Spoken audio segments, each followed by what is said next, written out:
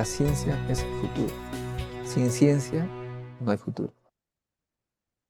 Hola amigos, soy Modesto Montoya, director y conductor del programa Encuentro con la Ciencia, un programa que promueve la educación, la ciencia, la tecnología y la innovación a través de entrevistas con sus protagonistas.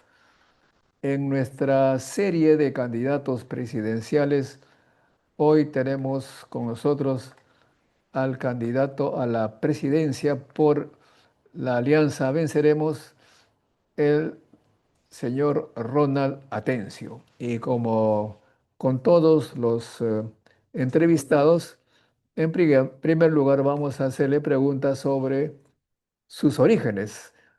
En primer lugar, ¿dónde nació? ¿Quiénes fueron sus padres? ¿Y a qué se dedicaban sus padres cuando él era chiquito? Buenas noches, estimado Ronald.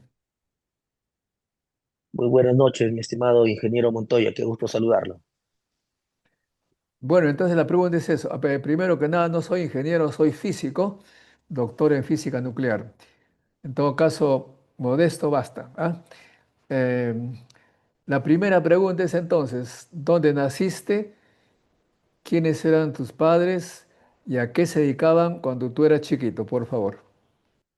Si es que alguien ha sido, por ejemplo, funcionario público, eh, interesa saber cuál fue el resultado de su gestión, cómo han quedado las instituciones que han tenido bajo su responsabilidad. Y si es que alguien ha participado como empresario, igual, cómo quedó su empresa. En este caso estamos con Ronald Atencio, lo dijimos, hay problemas un poco técnicos, pero Ahora sí, sí, estoy en la ciudad del Cusco. la primera pregunta es entonces, ¿dónde nació? ¿A qué se dedicaban sus padres cuando él era chiquito? Sí, bueno, de nuevo, muy buenas noches, ingeniero Montoya, un gusto para mí saludarlo y estar acá. Bueno, mi nombre es, como ya se señaló, Ronald Atencio. Yo he nacido en Huánuco. A los 3 años más o menos de edad, migro a la ciudad de Tingo María y desarrollé mi niñez y parte de mi juventud en Tingo María. Después terminé la secundaria en Pucallpa y terminando la secundaria mis padres me envían a la ciudad de Lima. Bueno, mi padre fue agricultor al inicio porque mis abuelos eran agricultores en un caserío en ese momento que quedaba más o menos a 45 minutos de Tingo María, que se llama Pumahuasi. Mi padre luego de joven, como él se dedicaba al fútbol, decidió migrar a la ciudad, a Tingo María, y ahí comenzó a estudiar, a trabajar y en paralelo también a dedicarse al fútbol. Mi madre se conoció con mi madre. Mi madre, al inicio era ama de casa, luego ella también estudió, ella es profesora, docente, ya jubilada, claro está. Mi padre también luego estudió en la Universidad de Huánuco, en la Hermilio Valdizán, se tituló como contador público y posteriormente mi padre fue trabajador del hospital de Tingo María, se jubiló en Tingo María y por temas laborales migramos a la ciudad de Pucallpa, donde yo terminé, como ya comenté, la secundaria. Y de alguna forma, si podríamos decir, mis padres pues han sido en su momento, mi padre agricultor, luego en base a esfuerzo y a lucha se hizo profesional, mi madre igual, de ama de casa estudió y después se hizo también profesional. Y yo, un joven migrante, vine a Lima a forjarme un futuro, una vida distinta y poder enfrentar lo que significa, lo difícil que es para todo provinciano a veces llegar a Lima. ¿En qué universidad estudiaste? Yo estudié Derecho en la Universidad San Martín de Porres. Ahí me gradué en el grado de título de abogado, soy abogado de profesión. Yo llegué justo en la coyuntura de la marcha de los Cuatro Suyos y me tocó dentro de todos los universitarios estar enfrentando la dictadura fujimontesинista. Posterior a ello también hice vida política en la Universidad San Martín, fui dirigente universitario del Movimiento Universitario Justicia, llegué a ser secretario general Posterior a mi vida universitaria, también hice vida política, fui designado como representante de los egresados A y en ver, paralelo, pero espérate sí, dígame. por partes, por partes. ¿Postulaste tú a alguna universidad estatal?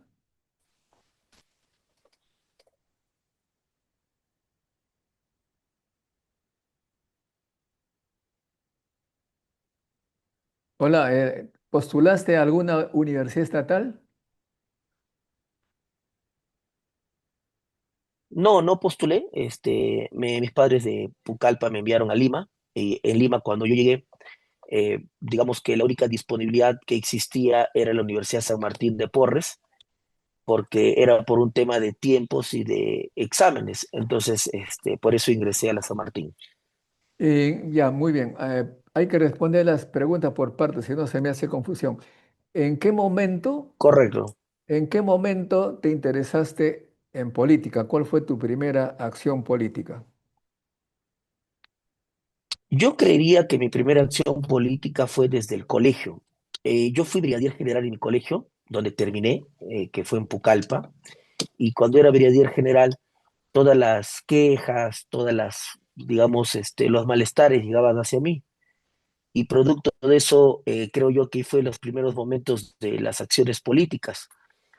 Y fue, digamos, la semilla inicial, la semilla inicial. Y ya después, cuando llegué a Lima, como comenté, llegué a Lima justo en la coyuntura de la marcha de los Cuatro Suyos, ¿Participaste en la donde marcha?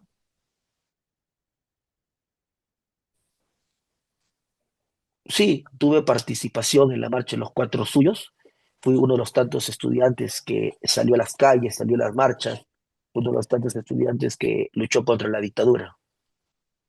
¿En qué partido estabas en ese momento o eras independiente? No participé en ningún partido político, no milité en ningún partido político, sí milité en un movimiento universitario. Mi movimiento universitario se llamaba Justicia.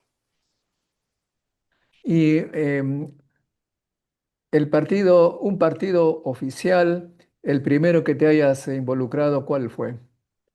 El primer partido oficial en el cual yo me involucré fue el partido RUNA, Renacimiento Unido Nacional, que hoy es parte de la alianza electoral También Venceremos.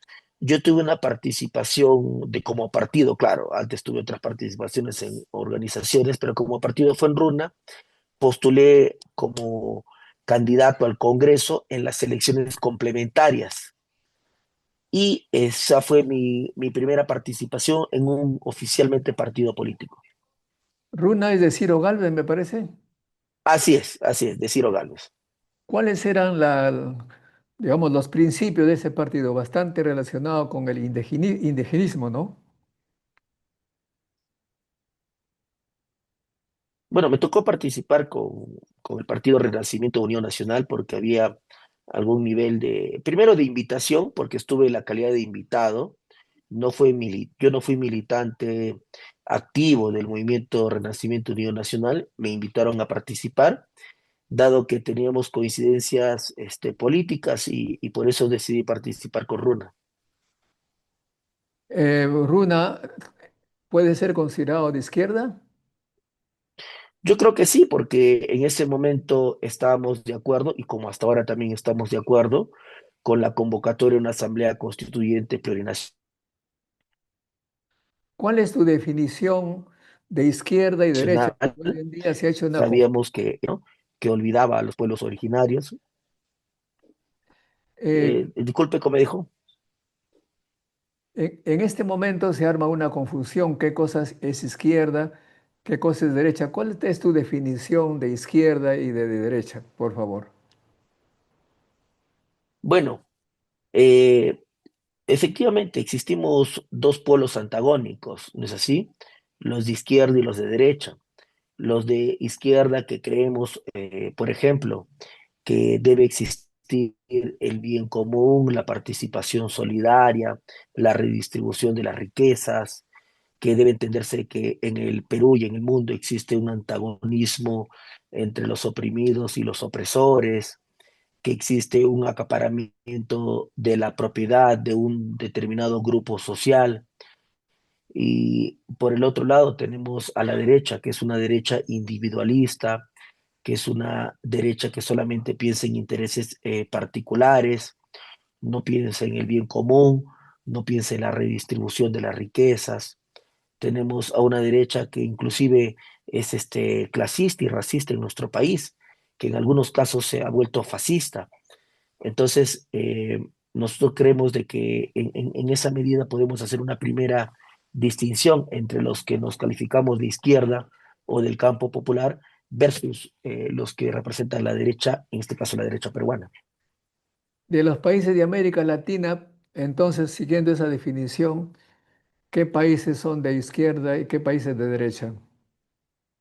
Primero, siempre decir que cada país tiene su propia estructura, configuración, reconfiguración, sus propios matices, ¿no es así? Y en algún momento también cada pueblo vota por algunos gobiernos, puede ser de derecha, de izquierda, o también puede votar por algunas posiciones de centro. Es la decisión soberana y la No, no, yo autodeterminación de los entendí, pueblos. yo entendí, yo te he escuchado en tus entrevistas que con buen tino, creo yo, respetas la definición, la decisión de cada pueblo, ¿no es cierto? Eso me parece bien.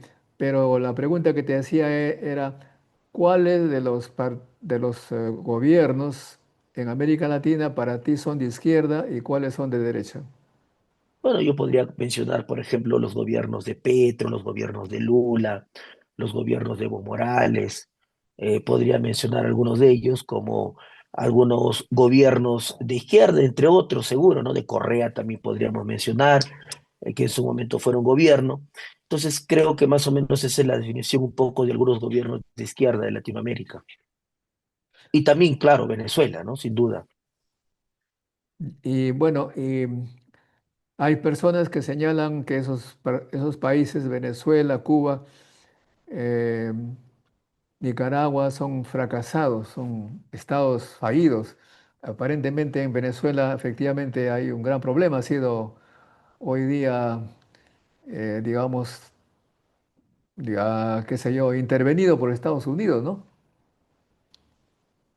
Bueno, yo no podría, yo para calificar a un estado de fallido, yo lo primero que tendría que analizar y determinar es que si ese estado ha sido dejado libremente en la posibilidad de poder o no poder ejercer su forma de gobierno, porque si a determinado estado no se le deja libremente ejercer bajo su soberanía su decisión de un sistema de gobierno, es muy difícil calificar de fallido un gobierno. Entonces, eso es como primera premisa.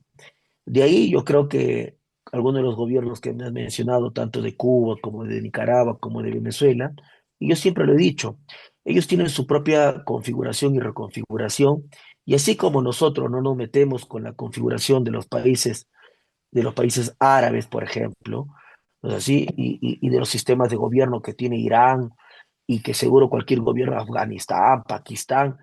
Entonces yo creo que debemos entender en el Perú que cada país, que cada estado tiene su estructura o su forma de gobierno y es la decisión soberana de cada estado.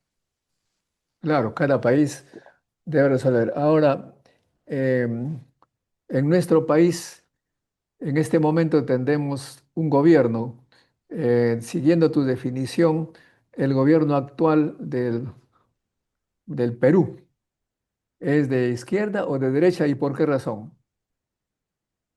Bueno, acá también lo que tenemos que gobernar, por eso comentar, por eso yo decía que cada país tiene su tal estructura diferente frente a otros que a veces la definición cambia. Por ejemplo, nosotros hoy tenemos un sistema ya parlamentarista, del que no tiene ninguno de los otros países de Latinoamérica, de Sudamérica, donde tenemos a un Congreso que domina el Poder Ejecutivo, donde tenemos un Congreso que ejerce su decisión sobre el Ejecutivo. Entonces tenemos una configuración diferente, única, diríamos. Y hoy el gobierno que tiene el Perú es un gobierno abiertamente de derecha, abiertamente de los intereses capitales.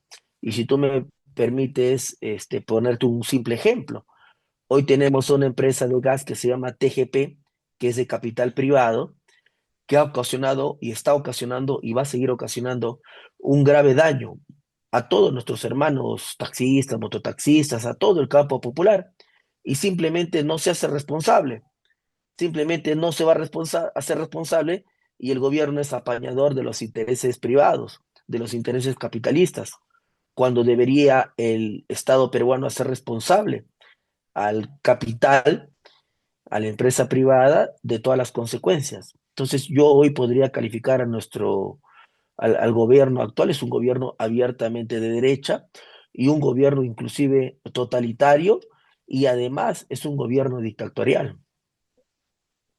Bueno, ahí no está de acuerdo usted con la señora, una candidata que dice que este es un gobierno de izquierda.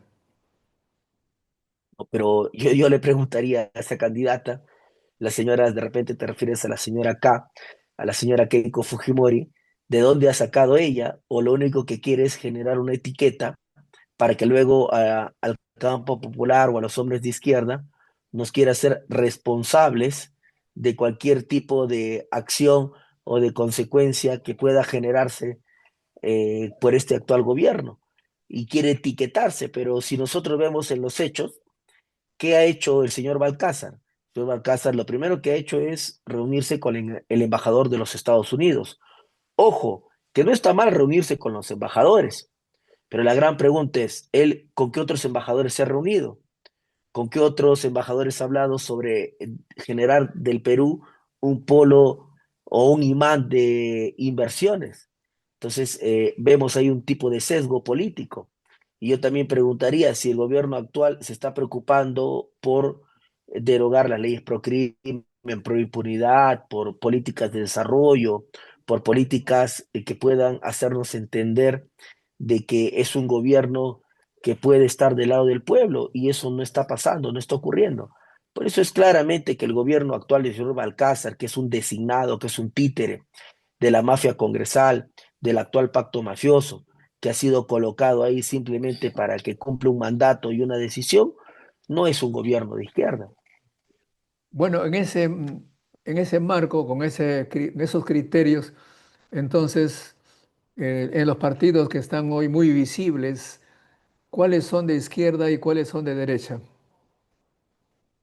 Yo podría decir que, por ejemplo, a mí me parece interesante esta pregunta, primero porque hay algunos partidos que intentan etiquetarse o intentar pretender confundir al electorado como partido político de izquierda. Por ejemplo, ahora Nación del señor López Chao, que definitivamente, a pesar de que él se quiera autodenominar como una persona de centro izquierda, no lo es.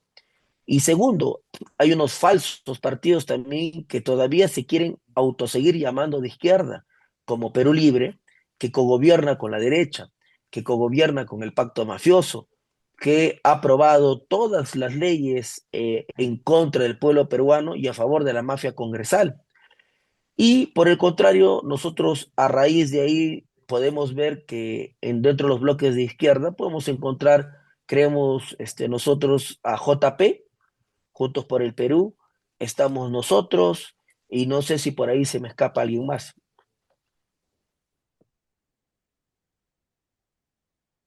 Bueno, ¿me escucha? Sí, sí. Y muy bien, entonces ya más o menos. Acá en este programa tenemos un criterio que es el siguiente, ¿no?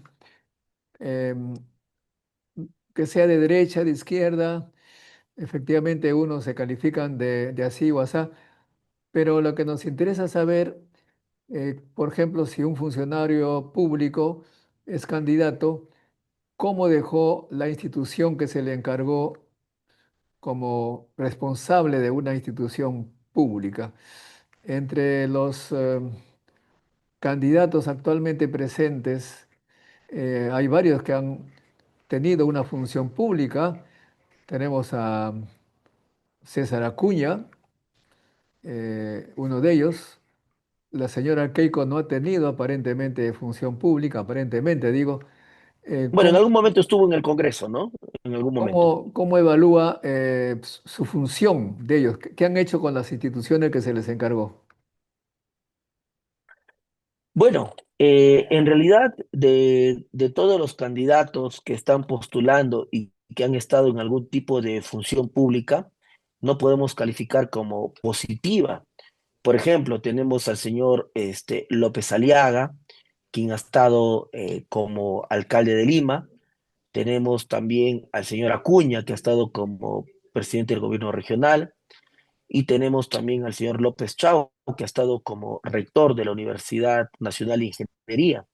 Y ninguno de ellos podría decir que ha tenido una gestión exitosa o que ha tenido una gestión impecable o que ha llevado a su institución a los más grandes estándares internacionales o que ha logrado algún tipo de premio o distinción. Lo mismo también ahí está el señor Luna, que ha estado de congresista. Entonces, si vamos a evaluar, digamos, el expertise y la capacidad y además los méritos en el ejercicio de la función pública, no han dejado buenos resultados. No hay buenos resultados, muy bien. Ahora, ¿usted no ha tenido función pública? Bueno, la función pública que yo he tenido, digamos, dos acercamientos importantes con la función pública. Primero, con el presidente Pedro Castillo, de quien yo estuve a su lado acompañándolo. Eh, Tenía diversas reuniones con él en Palacio de Gobierno, participé de algunas decisiones también que él consultaba y yo podía asesorar en el tema político de Estado. Además, también yo he trabajado en el Congreso de la República, he sido asesor del congresista Guillermo Bermejo hasta que él se mantuvo, digamos, en libertad.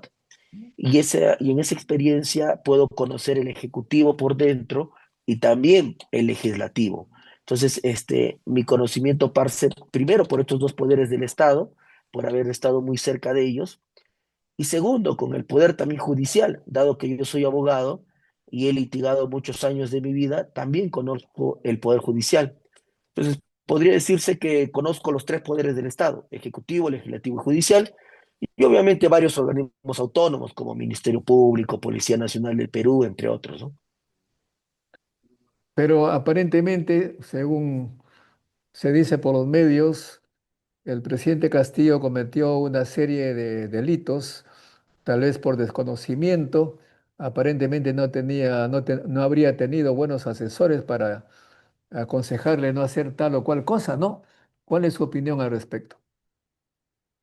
A ver, hasta ahora, hasta la fecha, solamente el expresidente Pedro Castillo tiene una sola condena, y que es una condena en primera instancia y que es una condena cuestionada por todos los aspectos, que es el delito de rebelión. No existe otro tipo de condena, no tiene condena por corrupción, no tiene condena por cohecho, por peculado, por ningún otro posible delito.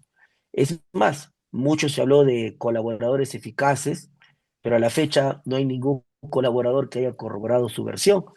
Entonces, no podríamos ahí todavía generar ningún tipo de etiqueta. Y sobre el delito que ha sido condenado, es un delito que primero fue investigado, detenido y llevado a juicio por rebelión, y al final el Poder Judicial ha patinado de tal manera y hasta le debería dar vergüenza que habiendo llevado a una persona a un juicio por un delito, no termina condenándolo por ese delito, sino por otro delito, que es el de conspiración. Y a pesar de que toda la comunidad jurídica en el mundo y en el Perú le decía que no había delito de rebelión porque no existía alzamiento en armas. Entonces, la situación del expresidente Pedro Castillo hoy resulta siendo la de un perseguido político. Pero ¿cómo es que se le ocurrió dar, digamos, argumentos o pretextos, como se diga, para que el Congreso lo vacíe? ¿Eso fue un error, me parece, o no? Y bueno, yo definitivamente en determinado momento he señalado que lo del 7 de diciembre fue un error político del expresidente Pedro Castillo, empujado por un Congreso mafioso, golpista, obstruccionista, sin duda. Entonces se generó una situación difícil, una situación complicada y que creo yo que no se puede volver a repetir tampoco. Y yo también he señalado claramente que en mi gobierno yo no daría un mensaje de esa naturaleza sino que yo tendría otra performance u otro tipo de actitud frente a un posible Congreso mafioso golpista que creemos no va a existir en esta oportunidad, porque la delegitimación del actual Congreso va a llevar a que no exista muchos diputados ni senadores de esas tiendas políticas. Ahora, el Perú, todos los estudiosos de derecha y de izquierda, todos, señalan que en el Perú hay racismo. ¿Cómo es su análisis, el análisis de usted respecto al racismo en el Perú? ¿Cómo se expresa? Muy bien, bueno, yo realmente soy un convencido de que existe racismo en el Perú, absolutamente convencido. Primero porque lo he vivido, primero porque lo he pasado, primero porque lo he Cómo lo ha sentido. vivido usted? ¿Cuál ha sido, digamos, la experiencia? Bueno, porque como comenté, yo soy de nacimiento guanuqueño, he vivido en Tingo María mi niñez, soy un hijo de escuela pública, de colegio público, de emigré a Pucallpa para terminar la secundaria, y cuando yo llego a Lima, y se notaba claramente que existía animadversión de algunos amigos o compañeros por los que veníamos de provincia, por los que hablábamos diferente, por los que nos expresábamos diferente, porque teníamos hasta una cosmovisión diferente. Tanto es así que algunos compañeros, a veces lo cuento como anécdota, creían que porque yo venía de Pucallpa, pues en mi patio tenía como mascota una culebra, tenía como mascota un cocodrilo. O sea, se creía que vivíamos entre selva y entre especies o animales salvajes. Entonces, desde ahí se sentía claramente racismo y en algunos casos también el clasismo, ¿no es así? Porque algunos venían de algún tipo de una clase elitista acomodada.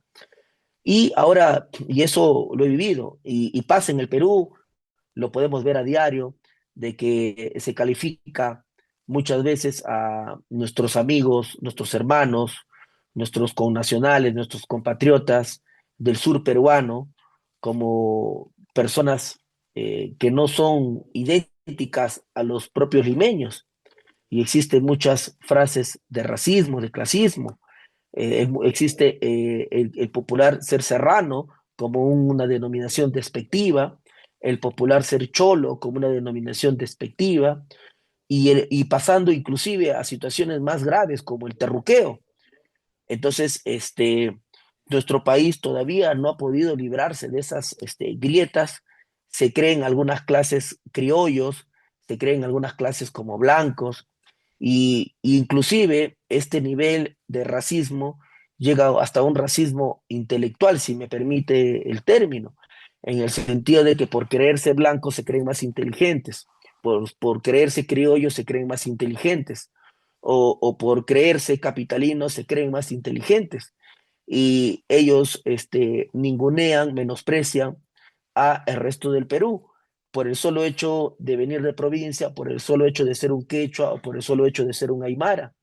Prácticamente ellos, lo que hace esta clase acomodada, esta clase racista, clasista, es creerse ser los abanderados de las decisiones políticas.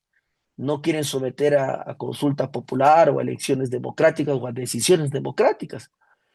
Tanto es así que cuando ganó el expresidente Pedro Castillo, denunciaban fraude por todos los medios. Es decir, que cuando gana la izquierda, o cuando vienen los votos del campo popular, o cuando vienen los votos del Perú profundo, para ellos es fraude. Pero cuando ellos ganan las elecciones no hay fraude. Cuando hubo un proceso electoral entre la señora Keiko y el señor PPK, ahí no hubo fraude. Ahí sí todo estaba bien. Entonces, este tipo de racismo, de discriminación, de racismo existe en nuestro país. Bueno, el racismo es un fenómeno que para nosotros en este canal es una desventaja. Obviamente en cuestiones personales, que alguien se sienta discriminado es una cosa un poco complicada, pero más importante para la nación es que el racismo lo que hace simplemente es disminuir el potencial. ¿A qué me refiero? Vamos a ponerlo en términos de fútbol. Si solamente escogiéramos miembros de la selección nacional a la gente, entre comillas, blancas, aunque no hay blancos en el Perú, todo el mundo es mestizo, pero digamos, si solamente vamos a poner la gente de San Isidro, esa selección, como alguna vez se lo dije, no le ganaría pues a nadie, ¿no? Porque no se ha escogido lo mejor del país. Eso es lo más importante que debemos comprender. El racismo lo que único que hace es disminuir la potencia del país.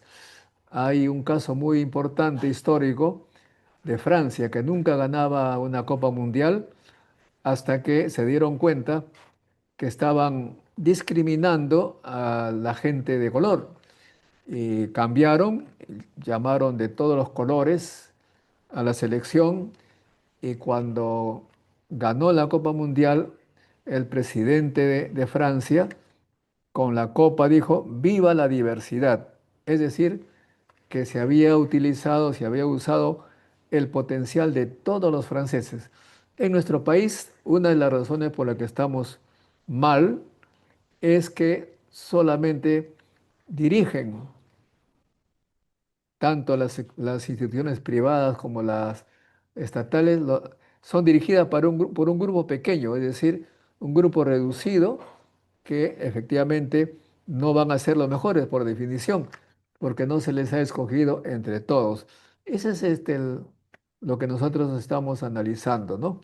El racismo hace daño al Perú, no eh, obviamente a las personas, pero sobre todo al Perú como nación.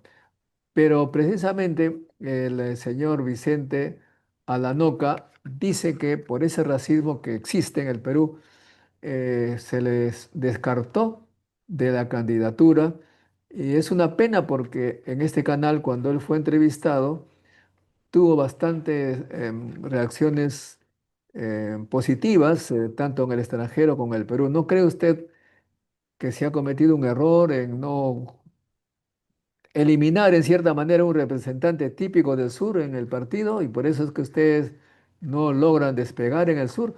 ¿Cuál es su análisis? Muchísimas gracias por la pregunta. Bueno, primero decir que de mi parte yo jamás en mi vida he sido ni racista ni clasista, primero por mis orígenes, ¿no? Por mis orígenes serreños, por mis orígenes de la sierra peruana, que son de Huánuco, por los orígenes de mis padres, que te acabo de mencionar. Yo conozco el Perú profundo. Segundo, yo con el compañero Vicente Aranoca siempre he tenido palabras de amistad, de solidaridad. Yo nunca entendí ni comprendí por qué él en algún momento lanzó un mensaje, si mal no recuerdo fue por Facebook, alegando algún tipo de situación que usted señala. Yo en lo particular no sabría explicar por qué lo dijo. Creo entender que él en algún momento de repente explicará o de repente él sintió algún tipo de sensación, pero nosotros nos sometimos a un proceso democrático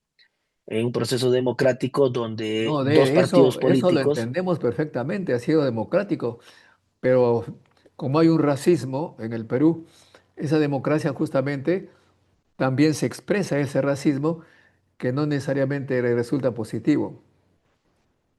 En este caso, no ha sido una elección en función de nuestra raza, porque yo hoy sí le pediría que me permite explicar. Ha sido una decisión democrática, pero en función de un programa, de un plan. Ambas planchas presidenciales, porque no se eligió a una persona, se eligió a planchas presidenciales. Ambas planchas presidenciales mostraron a los aliados y a los propios partidos qué es lo que nosotros queríamos para el país. Y se eligió y se decidió en función de lo que se quería y de lo que se veía que podría ser la mejor propuesta para entregarle al país. Por eso es que en nuestra plancha, todos somos provincianos. No podríamos nosotros decir que ha habido racismo cuando nosotros tenemos todos nuestros orígenes muy peruanos. La primera vicepresidenta es de Junín, ella está armeña, de padres también de la serranía peruana.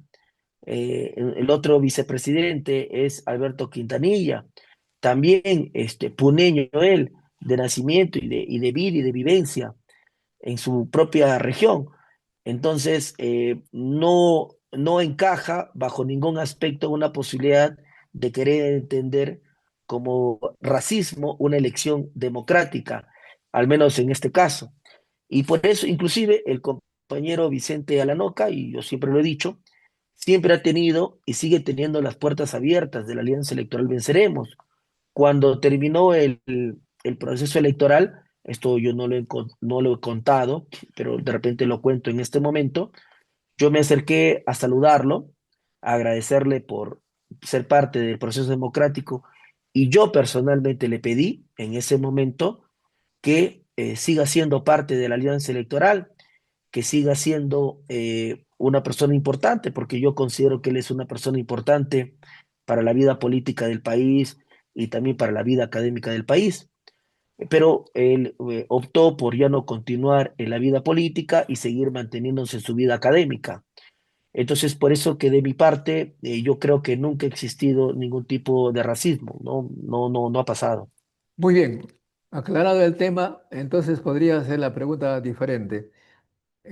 ¿No piensan que ha habido un error político en dar la impresión que el sur ya no está representado con fuerza como es la representación de un puneño, digamos, como presidente del Perú, cuando hay algunos candidatos que precisamente están usando una serie de eventos para tomar la bandera del sur y tienen gran aceptación? ¿No ha sido en ese sentido un error, digamos, electoral? A ver, una cosa va a ser el análisis electoral, pero nosotros igual creemos de que no puede ser un error electoral, pero porque como comenté, sí tenemos un representante de Puno dentro de la plancha presidencial, que es uno de los vicepresidentes. Entonces, representante Puno sí tiene representante, pero si usted ve, y ahí me permite la explicación, tenemos una plancha presidencial que representa a todo el Perú. Yo que tengo orígenes de Huánuco, como repito, Tingo María, que es Selva Alta, y Pucallpa, que es Selva Baja, la primera vicepresidenta, que ella es del centro, que ella es de Junín, Tarmeña ella, y Alberto Quintanilla, que es de Puno. Entonces, en nuestro entendimiento político, veíamos de que el Perú tenía toda la representación en sus diversas facetas, en sus diversos orígenes, en sus diversas latitudes, en sus diversas culturas y costumbres. Entonces, no vemos de que solamente debamos tener representantes de un solo lugar o de una sola ciudad o de una sola región, más bien abonando a que el Perú no debe tener ningún tipo de brecha social, ningún tipo de discriminación, ningún tipo de segregación. Por eso es que nosotros presentamos esta plancha unitaria de país. Muy bien. ¿Y cómo explica entonces el bajo porcentaje que tiene la alianza en el sur, en Puno, en Cusco? Muy por el contrario, en la última encuesta sale de que nosotros tenemos tanto en el sur como en el centro más o menos un 4 o 5%. Más bien hay otras regiones en las que las encuestadoras, que luego podemos hablar sobre ellas, que no me parece que representa, pero más bien son otras las regiones en las que nuestro nivel porcentual no es el óptimo, más no en el centro, más no en el sur. Y no solo eso, como dato podrían hasta revisarse mis redes sociales o cualquier otro tipo de red social. Nosotros hemos tenido mítines multitudinarios en Cusco, en Sicuani, en Cusco, en el mismo Cusco, en Quillabamba, que ha sido un mitin importante. Acabo yo de venir, yo estoy instalado por si acaso todo el mes en el sur, me quedo hasta marzo, porque estamos haciendo todo el trabajo que se necesita. Acabamos de venir de Puno, y en Puno hemos visitado a Yaviri, hemos visitado a Zángaro, hemos visitado Cepita, donde hemos tenido una reunión con los dirigentes aymaras. Hemos tenido reunión con los tenientes gobernadores aymaras en pleno y también hemos hecho un meeting multitudinario en Puno y hemos hecho una gran marcha en Juliaca. Entonces, nuestro nivel de aceptación en el sur peruano es muy bueno, es excelente. Nosotros sabemos que las encuestadoras tienen su propio juego, tienen sus propias cifras, no entrevistan o encuestan a los que deberían hacerlo. Entonces, el trabajo del sur y nuestro posicionamiento en el sur, la verdad que está muy sólido. Ya, esas encuestadoras entonces que son, como usted señala, muy poco creíbles para ustedes, según la última Datum, por ejemplo, en el sur, ¿cuál es el nivel de qué porcentajes tienen los partidos que están en la punta? Creo que hasta Aliaga tiene buen porcentaje, ¿no? ¿Cuáles son los Sí, porcentajes? pero bueno, lo que pasa es que las actuales encuestadoras, lo primero que hay que analizar, usted como ingeniero sabe perfectamente la ficha técnica. O sea, lo primero que se debe analizar no es el resultado, sino la ficha técnica. Y tenemos que ser muy rigurosos con la ficha técnica. Y la ficha técnica que ellos presentan, por ejemplo, es un universo, dentro de un universo de más o menos veintitantos millones de peruanos, hacen una muestra de cuánto, de 1.200 personas entrevistadas inclusive por teléfono. Yo no considero que esa pueda ser una muestra probabilística de lo que representa todo el Perú. Y yo a todas las regiones que me he ido, porque yo he estado en Piura, he estado en Tumbes, en Piura he estado en la Sierra Peruana, en Ayabaca, hemos estado en una comunidad en Cajas, de ahí nosotros hemos estado en Ayacucho, hemos estado en Ancash, hemos estado en Lambayeque, Huancavelica, Junín, y yo siempre en todas las entrevistas, en todas las conferencias de prensa, he hecho una sola pregunta: que salga un solo peruano, lo mismo hago acá, un solo peruano a decir, a mí me encuestaron. Entonces, no se puede encontrar un diagnóstico real en función de una ficha técnica muy precaria, sin ningún nivel, diría yo, hasta de confianza. Y además, ¿no es así? Y además que nosotros sabemos en el país, por todos los antecedentes, que las encuestadoras en los meses cerca a las elecciones siempre ponen a todos los candidatos de derecha, ¿no? Y más bien las fuerzas de izquierda son las que son visibilizadas en los últimos 15, 20 días o hasta un mes. Y no olvidemos que hasta las propias encuestadoras reconocen que todavía el peruano no ha decidido su voto. Y si tenemos que poner en primer lugar, no es ni el señor López Aliaga ni la señora Keiko. Si tenemos que poner a alguien en primer lugar, primero son en todo caso los indecisos. Entonces no podríamos hablar que quién está encabezando las encuestas. Más bien podríamos hablar de una deslegitimación de la clase política actual. Porque si no, porque si fueran los abanderados del clamor popular, definitivamente su nivel sería diferente. Y lo otro dato, yo pregunto, ¿qué candidato de derecha, de los dos que supuestamente están arriba, el señor López Aliaga y la señora Keiko, puede visitar el sur, puede caminar libremente por el sur, puede dar un meeting en el sur, como yo lo he hecho, como he caminado, como he dado mítines? Es más, yo invito a que alguno de ellos al menos venga, que al menos pise, que al menos camine, porque si es que son los primeros, deberían ser recibidos pues en calor popular, en clamor, ¿no es así? Deberían tirarles rosas, deberían llenar plazas y calles, deberían paralizar las ciudades.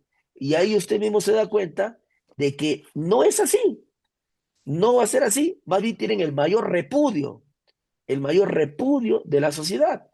Y eso hasta las propias encuestadoras lo reflejan. Claro, pero debo decirle, estimado Ronald, que las estadísticas de las encuestas se toman muestras representativas y se calcula el error. Es por eso que el nivel de confianza, lo señalan las mismas encuestadoras, es 2,5% aproximadamente. O sea que alguien que dice que tiene 5% puede ser 2,5 o de repente 7,5. Hay un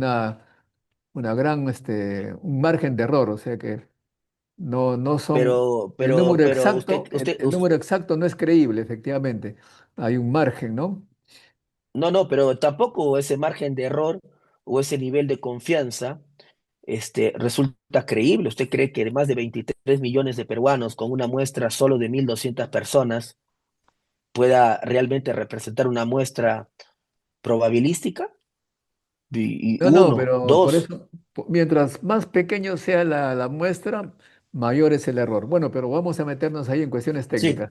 Nosotros sí, hemos, claro. nosotros hemos ido personalmente a hacer encuestas en el campo del sur, en Abancay, en Cusco, y lo que hemos encontrado hace ya algunos meses, que la gente del pueblo, del campo, se recuerda con mucho cariño de Pedro Castillo, pero que no tiene confianza más en las elecciones, porque dicen que no se respeta su voto y que por esa razón ya no quieren votar por nadie, porque quien quiera que ellos vayan a elegir, lo van a votar, son palabras de ellos.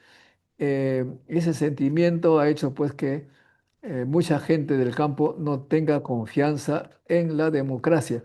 ¿Ustedes han podido recoger esos sentimientos? Bueno, algo de eso he podido recoger porque muchas personas cuando hacemos las diversas caminatas, cuando hacemos los mítines o cuando nos vamos a algún encuentro con los líderes de las propias comunidades o inclusive exalcaldes o en general la población, tiene este descrédito de este sistema electoral y tiene el descrédito también de que el presidente que ellos pongan sea el presidente que se va a respetar. Y claro, y esto es culpa de este pacto mafioso, es culpa del Congreso, es culpa de la oligarquía, es culpa de un puñado de abanderados de las decisiones populares, que lo único que están generando es este tipo de problemas, porque esto genera un desgobierno, esto genera una crisis de democracia y eso es lo que no terminan de entender. Y mi solidaridad siempre ha sido con los problemas populares y por eso nosotros le hemos dicho que nosotros vamos a hacer respetar el voto popular. Nosotros no vamos a permitir de que este voto popular no se respete, porque es la decisión soberana del pueblo organizado que decide poner un gobernante, ya sea con sombrero o sin sombrero, ya sea con chalina o sin chalina, ya sea con cualquier tipo de distintivo.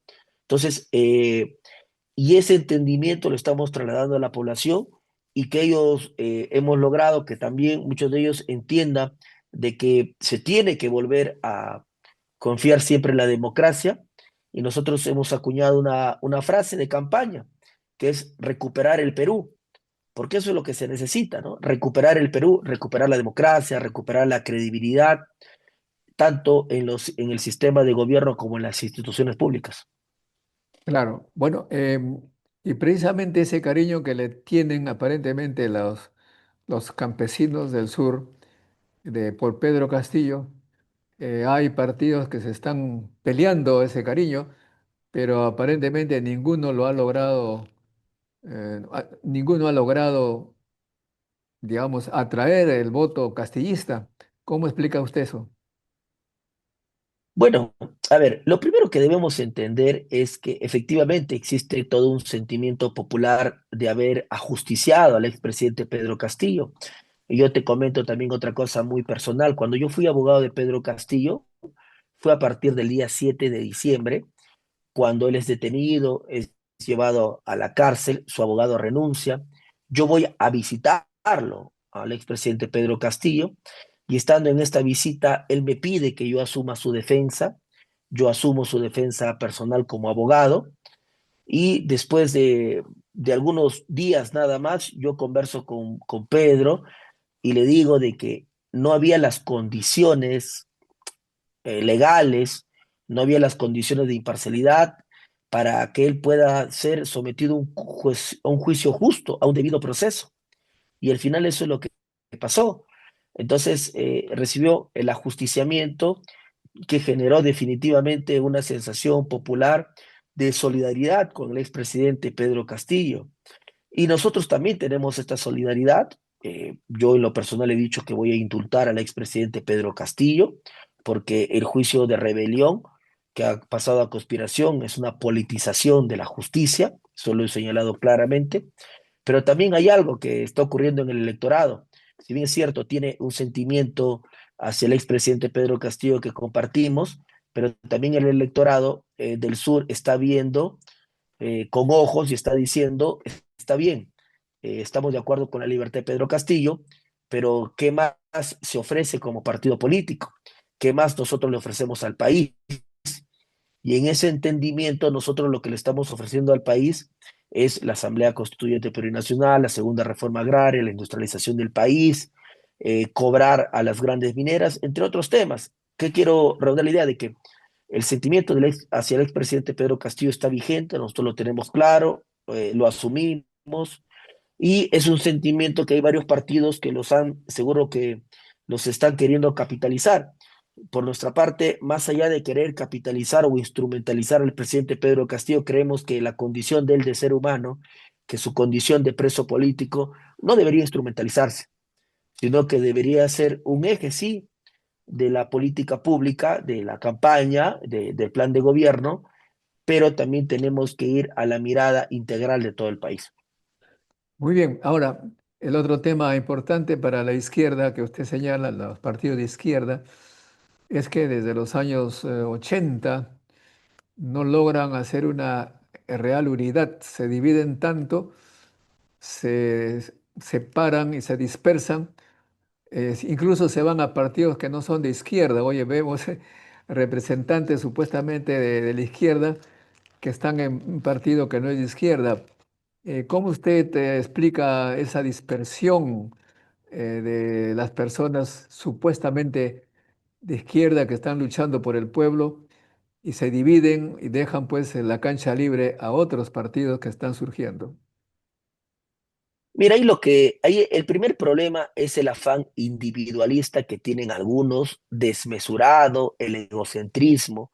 Yo te voy a comentar un caso particular de estas elecciones, porque lo he vivido, lo he visto.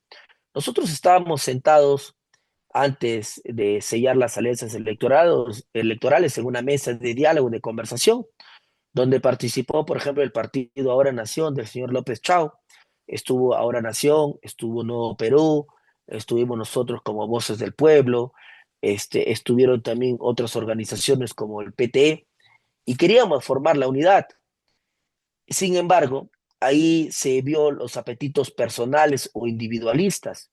El señor López Chao de Ahora Nación, él solamente contemplaba la unidad en función de su candidatura presidencial, en función de su logo, en función de su nombre, es decir, que todos tenían que ir atrás de él.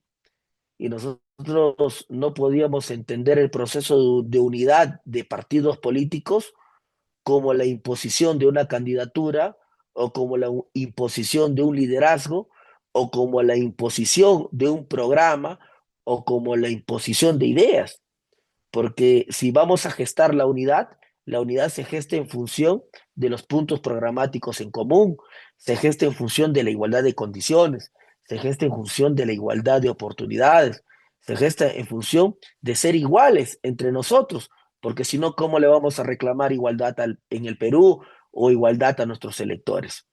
Entonces, yo creo que primero el factor de la unidad pasa porque hay algunas personas que se creen ellos el factor de unidad.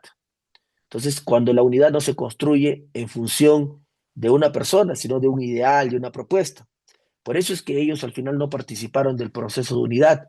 Y hoy sabemos de la crisis de unidad que existe con la dispersión de partidos políticos, pero sí quisiera añadir que nosotros, desde Venceremos, estamos haciendo un gran esfuerzo, que en la actualidad ya somos 5 partidos políticos, lo que no se ha dado en ningún momento de este proceso electoral, ni la derecha ha podido eso, nos hemos unido en alianza 5 partidos políticos.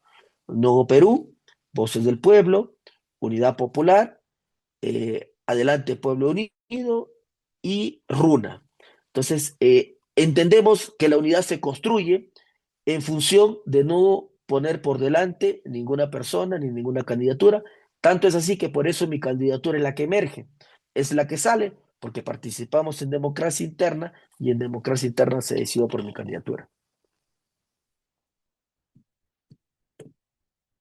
Parece que no es la primera vez que el candidato que te ha mencionado quería pues que la gente se ponga detrás de él, si no se va a otro lado.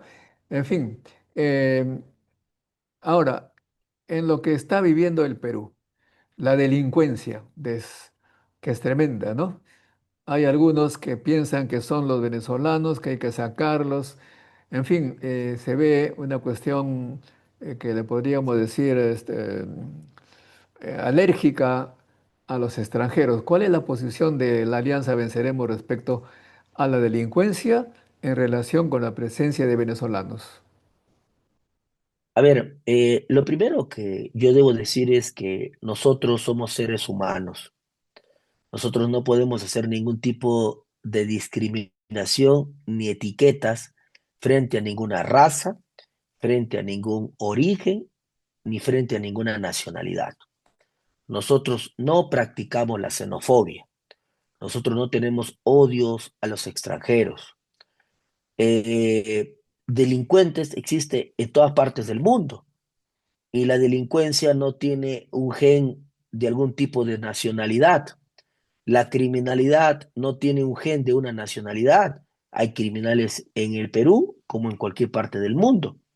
Lo que nosotros tenemos que es atacar la delincuencia, atacar la criminalidad, no a ningún extranjero, porque como todos sabemos, nosotros vemos en muchas de las calles, vemos en muchas de las plazas, en muchos de los parques, a muchos hermanos venezolanos realizando actividades de trabajo, realizando actividades de desarrollo, de emprendimiento, de querer sumarse a la masa productiva que se realiza en nuestro país. Pertenecen a la población económicamente activa. Entonces, el Estado no puede ser un represor de nacionalidad. El Estado tiene que ser un represor del crimen, de la delincuencia. Y nosotros hemos dicho claramente que frente a la inseguridad que vive nuestra patria, vamos a conformar un equipo de élite, un equipo especial que aniquilará el crimen, la delincuencia, el sicariato y la extorsión. Necesitamos atacar al delincuente, al criminal, no a la nacionalidad. Bueno, los estudios señalan que ¿cuáles son los orígenes para usted, la raíz del problema de la delincuencia? Para atacar la delincuencia hay que saber cuáles son las raíces. ¿Cuáles son estas? A ver, en criminología se analiza mucho el tema de las causas del delito, ¿verdad? O de los orígenes del delito, que si bien es cierto, eso no resuelve el problema inmediato y nosotros estamos por propuestas rápidas, directas e inmediatas, que he comentado el Comando de Aniquilamiento del Crimen de la Delincuencia, que por si acaso no son ejecuciones extrajudiciales, ¿ah? Y tampoco nos vamos a salir de la Corte Interamericana de Derechos Humanos. Pero las causas del crimen son varias, ¿no? Por ejemplo, tenemos una causa social, el entorno en el que se desarrolla el ser humano, la persona. A veces se desarrolla en condiciones sociales adversas, como de ausencia de trabajo, de empleo, de educación, de oportunidades. Hay también algunas causas que son causas psicológicas de algunas personas, que muchos de ellos tienen problemas con la ira, existe la cleptomanía, existe la mitomanía, existen los pirómanos, tantos otros supuestos, ¿no?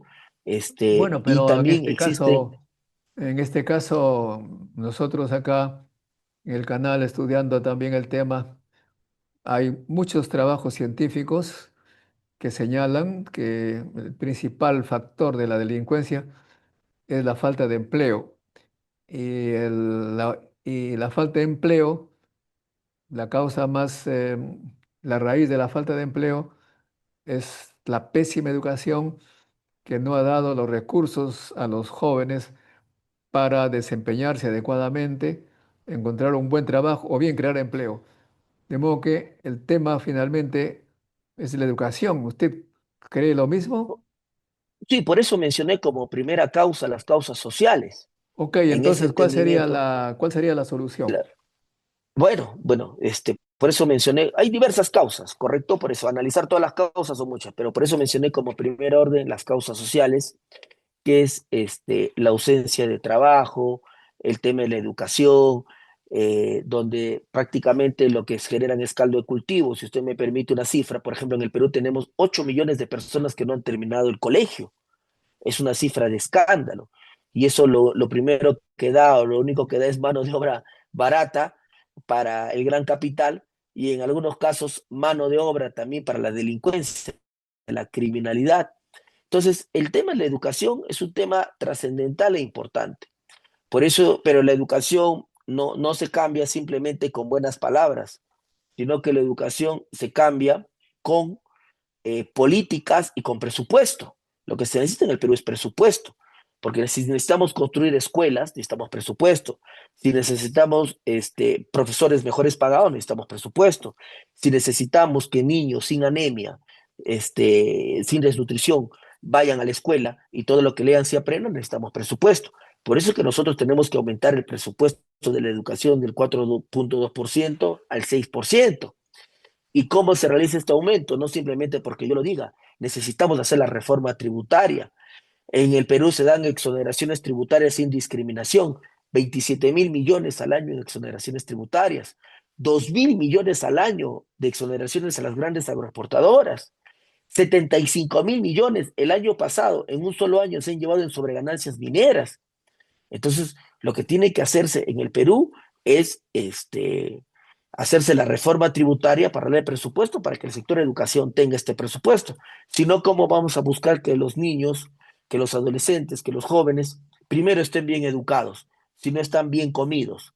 Nuestra seguridad alimentaria tiene que ser prioridad. Por eso es que tenemos que preocuparnos por la segunda reforma agraria, para que nuestros hombres del campo, nuestros hombres agricultores, nuestros ganaderos, nos puedan proveer de los alimentos más baratos posibles, porque si todo lo vamos a comprar del extranjero, no vamos a tener la capacidad de poder alimentar a todos los peruanos. Más aún que el 80% de lo que comemos proviene de la agricultura familiar y de la ganadería, la poca carne que se puede consumir por los precios elevados. Entonces, lo que se necesita es un entendimiento global de las cosas. ¿Y qué hacemos, por ejemplo?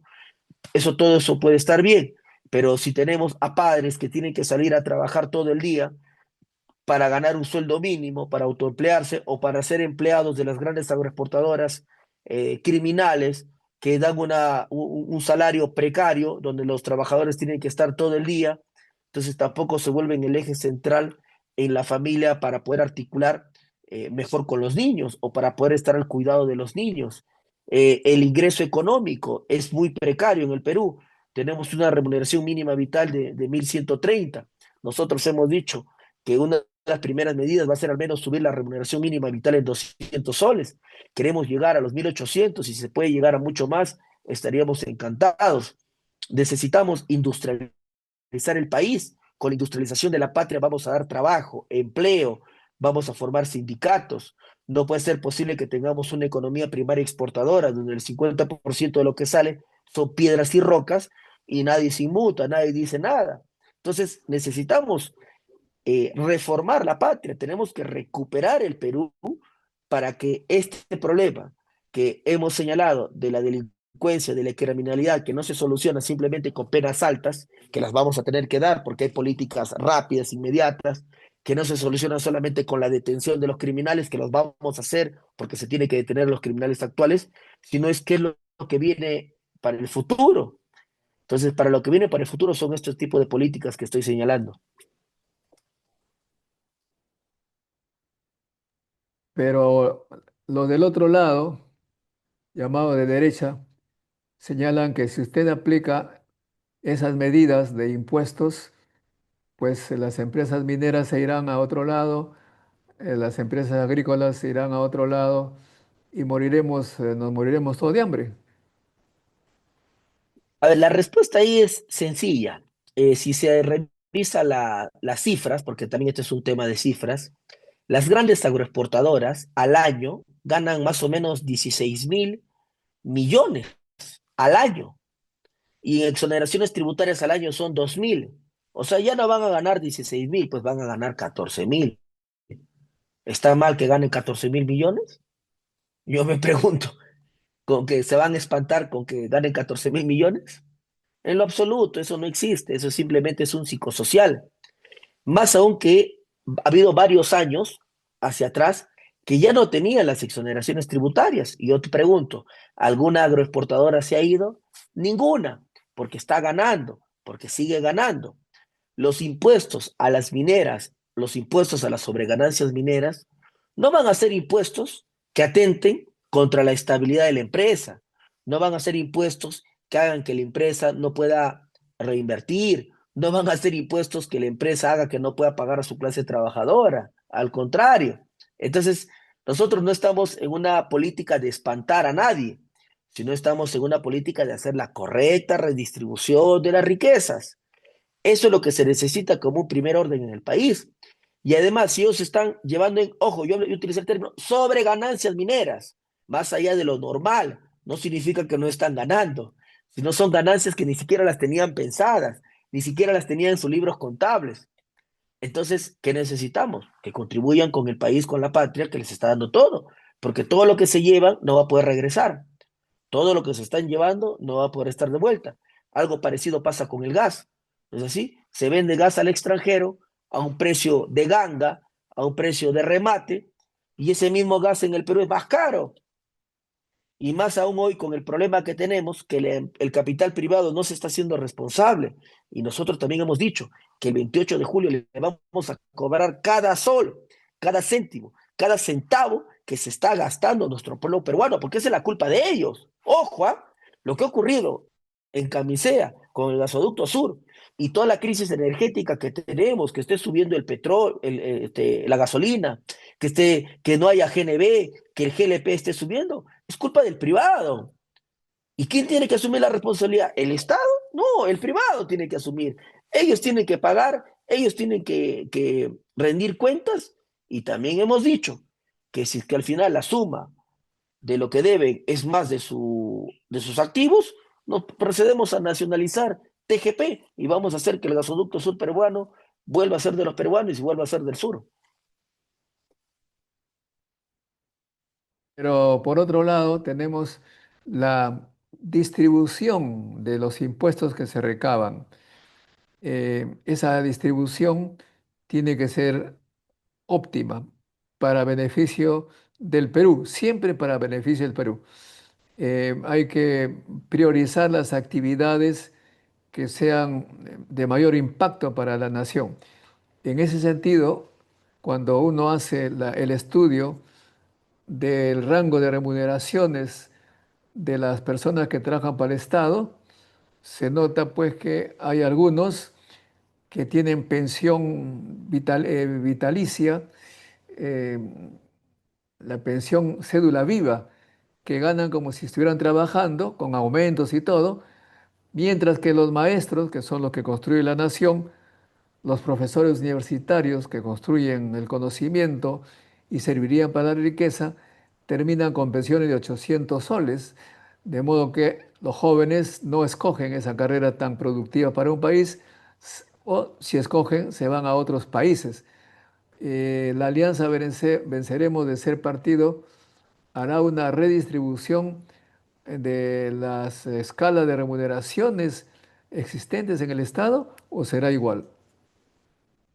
Sin duda, la redistribución tiene que darse, no solamente la redistribución, sino eliminar privilegios que no deben existir. Te pongo un ejemplo. No puede ser posible que haya entidades del Estado peruano, como por ejemplo el Congreso de la República, como por ejemplo algunos ministerios, que tengan seguro privado. ¿Por qué se les va a pagar seguro privado? No me No deben estoy tener refiriéndome a las seguro remuneraciones, hay privado. remuneraciones, sobre todo las pensiones. Sí, ahorita voy a eso. Sí, ahí voy a eso. Entonces, para comenzar, existe este tipo de privilegios que no deben existir. Todos deben hacerse atender en el sector público porque son trabajadores y funcionarios públicos. Y sobre esa base que tienen algunos privilegios, ahí viene, que inclusive tienen algunas remuneraciones exorbitantes y que definitivamente que tiene que hacerse una reforma del sistema de remuneraciones que existe. Hay los llamados FAG, ¿no? PAG, que son sistemas internos que tienen algunas entidades del Estado, donde hay algunos burócratas que tienen sueldos dorados. Y ese tipo de sueldos dorados no son los que se condicen con el tipo de gobierno de Estado que tenemos. Existen en algunos casos exceso de bonos, exceso de pagos que se dan en el sector público. Y también hemos dicho que no estamos de acuerdo con eso y que eso es lo que tiene que reformarse. Ahora, el otro tema es Em, la educación. Los países desarrollados dan oportunidad a todos para que lleguen a la universidad. En Europa, por ejemplo, todos los que terminan el colegio van a la escuela preparatoria y ahí los escogen a los mejores para ir a la universidad. En Chile lo hacen igual, Argentina, México parece que hará lo mismo. Y acá, en cambio, uno va a la universidad, si es que tiene plata, va a cualquier universidad. Como hay universidades que simplemente les interesa la mensualidad, ingresan prácticamente sin examen de admisión. Hay otras, como la UNI, por ejemplo, que realmente es un examen muy difícil. ¿Qué harían ustedes para que el acceso a la universidad sea en función de su capacidad y no de la plata que tienen para prepararse en academias privadas que cuestan caro? Esto es lo que yo un día puse en alguna red social mía y dije que teníamos que luchar por la educación gratuita y algunos, bueno, que no conocen la realidad, siguen diciendo que la educación en el país es gratuita. Y cuando hablamos claramente, y estamos hablando en este caso de la educación ya universitaria, si tú no tienes dinero, prácticamente no vas a poder estudiar en una universidad. Y los que no cuentan con dinero tienen que luchar por una vacante en universidades como la UNI, en universidades como la San Marcos o en general en las universidades públicas. Tienen que batallar y la batalla no les va a dar para tanto también, porque a lo mucho los padres van a poder sostener una o por ahí dos postulaciones y a lo mucho y ahí paran de contar o quién sabe, unos pocos llegarán a una tercera postulación y lamentablemente lo que tienen que optar es estos grupos de estudiantes es por una carrera ya técnica o simplemente salir al mercado laboral. Nosotros creemos que la educación tiene que ser de acceso universal. Es decir, el ingreso no podría estar condicionado a requisitos económicos ni a requisitos sociales. Estoy hablando de las universidades públicas. Sin embargo, hoy lo que se necesita es ampliar el número de vacantes, porque la única fórmula de llegar a un nivel de ingreso universal, absoluto, total y hasta libre de los estudiantes es que la capacidad de los centros de estudios sea mayor y el filtro debería venir en los mismos centros, me parece para mí, de formación donde ahí los filtros funcionen de tal manera que el alumno pueda él mismo darse cuenta si esa es la carrera correcta, si esa es la carrera para la que él va a rendir. Y si no, pues tener la libertad también de elegir otras opciones o posibilidades, porque creemos que el derecho a la educación, al ser un derecho fundamental, un derecho humano, no se le puede restringir por ningún tema económico. Entonces, el filtro tiene que venir en la propia cancha, en la propia educación, en las propias aulas. Pero no solamente la educación en el Perú está en función de la plata que uno tiene, sino por alguna razón extraña, por el aspecto físico. Me acuerdo haber conocido en una nave de la fuerza de la Marina francesa, oficiales de la Marina francesa que medían 1,50 m, ¿no? Un oficial de la Marina francesa de 1,50 m y acá tiene que tener, no sé, 1,70 m, una cosa así, cuando hoy en día, como todos sabemos, las guerras ya no es pues cuerpo a cuerpo, es con tecnología, con drones, con satélite. ¿Por qué usted cree que debería cambiarse también las condiciones, los requisitos de talla, etcétera, para ingresar a las Fuerzas Armadas y eliminar estos asuntos de carta de recomendación? No sé si hasta ahora existen, porque en una época habían en la Marina puro apellidos raros, muy raro en el sentido que no eran en castellano, ustedes, o quechuas peor, ya no había ningún aymara. ¿Ustedes piensan que van a cambiar en algo eso o va a ser igual? Bueno, definitivamente algunas instituciones, principalmente castreces, funcionan como sectas, así como guetos, de élites y de apellidos y de tradición, porque ahí se ve que el abuelo, el padre, luego viene el hijo, forman parte de la misma entidad castrense. Parecería ser una especie de legado, parecería ser una especie de monarquía, y como bien se señala, las guerras de hoy o los conflictos de hoy no son cuerpo a cuerpo, más bien se requiere más inteligencia para poder enfrentar al enemigo o al adversario. Y esas condiciones de élite, esas condiciones de clase, esas condiciones de raza, esas condiciones de discriminación, son las que tienen que definitivamente desterrarse en nuestro país. Lo mismo pasa con la Marina, con la Fuerza Aérea. Basta formar a los cadetes de la Marina, de la Fuerza Aérea y del Ejército y de la Policía para darse cuenta que acá está pasando algo raro. No puede ser posible de que solamente puedan ingresar a escuelas de la Marina y de la Fuerza Aérea determinado perfil biotípico. ¿No es así? Parecería ser ahí que no hay un examen de conocimiento, sino también, sino del biotipo, del color, del apellido y del lugar de origen, versus lo que ocurre en las otras entidades. Y eso es una de las cosas que también tiene que cambiar en el país, en el Perú. No podemos hacer que nuestras entidades que representan al Estado peruano no tengan a los hijos del pueblo dentro de una de estas. Y siempre en función de escoger a los mejores. Y los mejores no necesariamente son los que son los gigantes, porque los grandes militares de la historia del mundo no necesariamente han sido grandazos. ¿No? Ahí está Napoleón, ¿no? Por poner un ejemplo nada más. Muy bien, ya nos están venciendo el tiempo y veo que también a usted le están haciendo señas por ahí. Tiene que ir a cumplir sus obligaciones. A ver, un mensaje para los peruanos, convénzalos pues para que de repente puedan votar por Venceremos. Muchísimas gracias. Un saludo a todos nuestros hermanos del Perú, de toda la patria. Nosotros somos la Alianza Electoral Venceremos. Tenemos como símbolo las tres hojas de coca.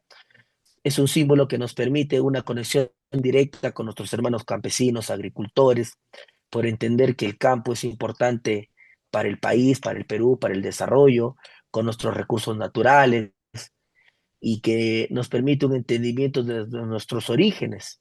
Y nuestros orígenes nos remontan también a la costa peruana, al mar.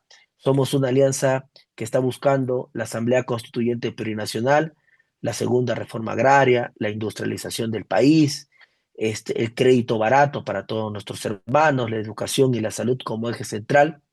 Pero yo diría, hoy si quisiera yo resumir en unas pocas frases qué significa la Alianza Electoral Venceremos, significa la lucha contra el pacto mafioso, significa la lucha contra la élite actual que nos gobierna, significa la recuperación de nuestros recursos naturales, significa que vamos a tener que recuperar el Perú para todos los peruanos. Muchísimas gracias, mi estimado ingeniero Montoya. Bueno, no soy ingeniero, soy doctor en física. Por favor, a mis amigos Doctor, me digan doctor, pero prefiero que me digan modesto, mejor, mucho más acorde con mi manera de ser. Muy bien, gracias, Ronald, ha Modesto. sido un placer.